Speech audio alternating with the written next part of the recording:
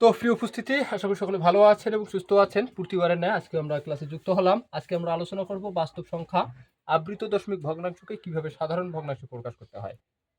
তো আমরা আজকে শর্টকাট দেখব কিভাবে নৈর্ব্যক্তিকের জন্য 30 সেকেন্ডে মাত্র আমরা সমাধান করতে পারি এবং আমরা বিস্তারিত কিভাবে এটা সমাধান করতে পারি দুটাই দেখব। চলেন আমরা একটা সমাধান দেখে আসি।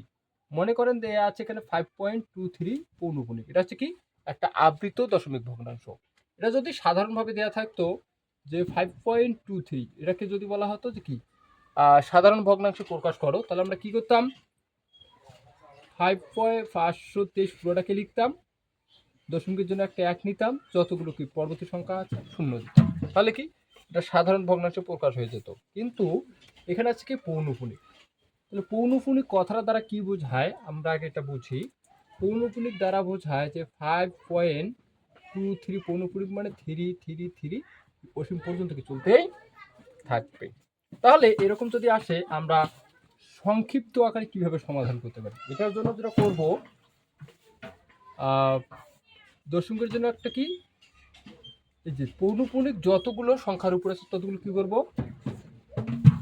9 নেব।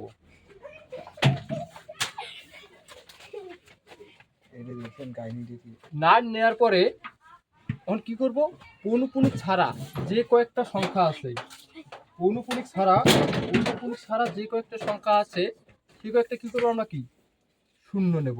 এরপরে কি করব, বাকি যে সংখ্যাগুলো আছে আমরা কি বসাই দিব এবং পৌনঃপুনিক ছাড়া যে সংখ্যাগুলো আছে কত আছে এখানে 52।